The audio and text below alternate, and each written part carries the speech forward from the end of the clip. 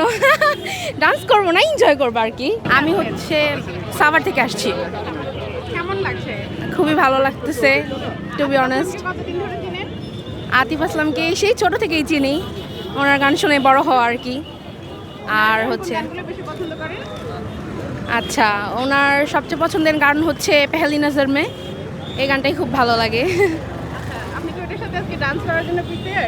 No no dance করবো না, enjoy করবো আর কি গান।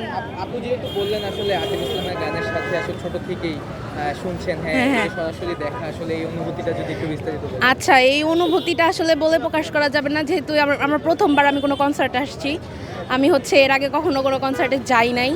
সো এই প্রথমই আতিফ আসলামকে দেখা এবং এই প্রথমই আমার কোনো কনসার্টে আসা। সো এটার অনুভূতিটা আসলে অন্যরকম আর কি। এক্সাইটেড কেমন আপু? হ্যাঁ, খুবই এক্সাইটেড, আতিফকে দেখার জন্য খুবই এক্সাইটেড। আপনি কি একা আসছেন? হ্যাঁ, আমার ফ্রেন্ডরা আসছে। আপনার নাম? বুঝিনি। আপনার নাম? আমার নাম তিথি, কি করেন? আমি স্টুডেন্ট, কোথা করেন? অনার্স থার্ড ইয়ার, কোন জায়গায়? ধানমন্ডি।